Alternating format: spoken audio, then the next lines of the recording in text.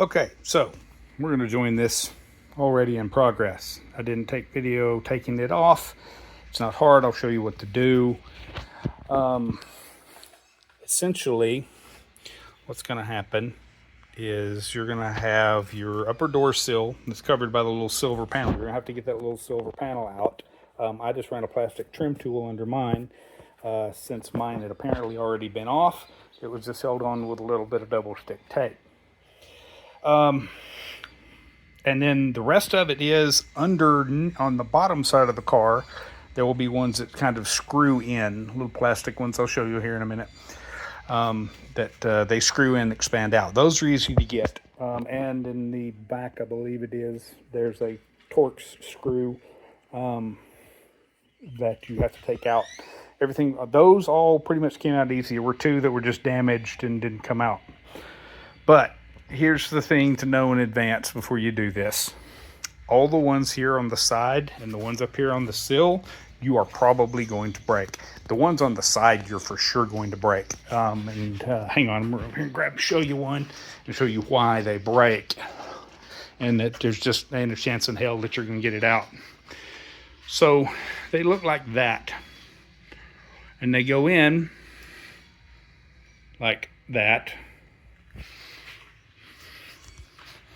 Let's go over here. So showing you, so they go in like that. So they kind of go in with an arrowhead and then spread out.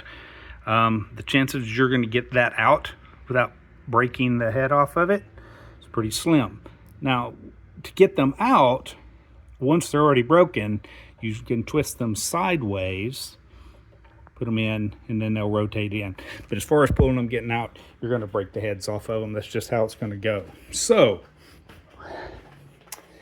here's what you can do. And you can get all these little clips on Amazon. They sell them. Here's what I bought. And I'm going to link, I'll give you the part numbers and everything down below in the description. Here's what I bought. It cost $15. It's got all the clips. It's got the little side clips. It's got the underneath clips. It's got the under the door sill panel clips. And where is it? Over here on the right. It's got the clips. There's two clips in the back that are different than everything else. I don't know why, but that's how it is. So to get it off, basically, you're going to pull your sill panel off. And I'll get to that here in a second. There'll be a video about that. Get that loose. You're going to have to pop this trim, or not trim, but weather strip up. Just pull it. It pops off. And then from there, get your screws. Get the screw-on ones out from the bottom. Then from there, just grab in the back and start pulling outward. Like I said, the chances are 99.9% that they're all going to break. So have you a set of those to start with. All right, so I'm going to kind of get working on putting the new one back together here, which kind of seeing how the new one goes on tells you how the old one comes off. Not a big deal. Be back in a little bit. Okay, I'm back. Pardon the wind sound. I've got the fan going because it's hot as hell here in Central Texas. So I've got the clips in. These are a little hard to push in. White ones go in the back. And then there's the kind of arrowhead ones. They're oriented in the right direction. Got them all along here. Then up here on the top, you got the little T-shaped ones. Those go in at an angle. They actually, I need to rotate them.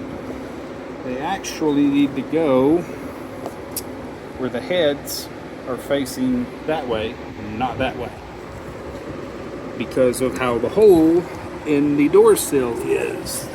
Hole in the door sill up here, see, as you can see, it's elongated left to right, so the little teeth thingies need to be going up and down. All right, so coming back. So one thing I did on all these clips, and it may not be easy to see, might be on some, not on some others, I smeared a little bit of silicone grease on them just to see perhaps if that helps them go in a little easier and less chances of boogering up, galling up, whatever. I don't know if it's going to help, but I don't see how it can hurt.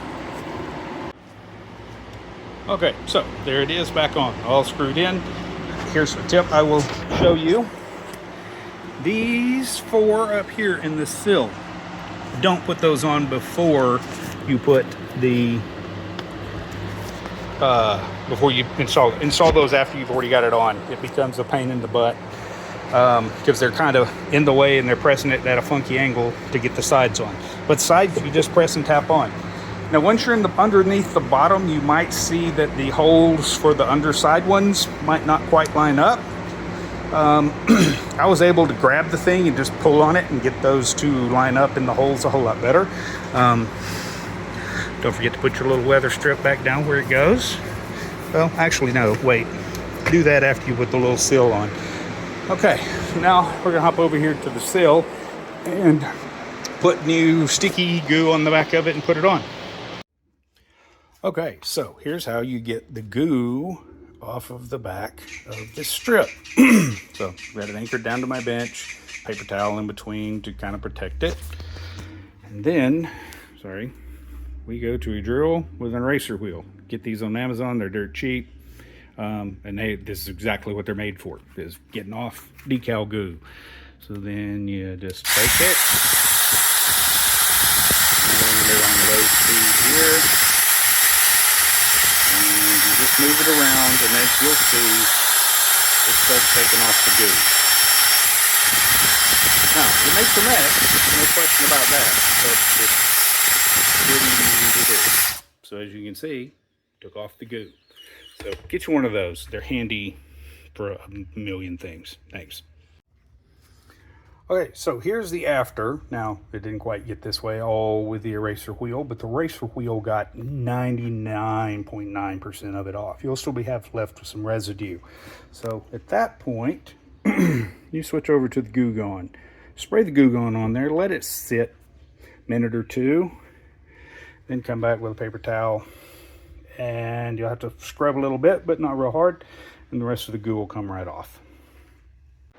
Now, the next part I don't know if it's going to work out very well. We've got some really thin double stick tape. It's made for arts and crafts and things like that, not really for automotive uses. But if you use the thick, like 3M double stick tape that's got foam in between, this panel is going to stick up in the air and look unsightly. So, as far as how thin it is, let me get the roll to peel off here. That's about how thin it is. It's really thin stuff. And I got 3/4 inch because this thing's about 1.5 inches, and I didn't find anybody that was selling 1.5 inches. So from here, just going to take take a pair of tweezers, peel this off, stick it down, hope for the best. Okay, now we're all done. Got everything back on here. The double stick tape, that thin stuff, actually is pretty darn sticky. So we'll see how it does. Might be a thing where you double layer it. Might work better, but we'll see. If it doesn't stick, then it'll be easy to get back off. But anyhow, close the door here. It's done. You don't have to put it up on chocks. Makes it easier to get under there and get those other screws. Unfortunately, this one's only marginally better than the other one. You can see it, but the other one, it's got a pretty nasty scratch I didn't see in the pictures. But it's better than the one I had, so that is an improvement. Hope this helps. I didn't find one specifically on this model of car, so thought I'd do it.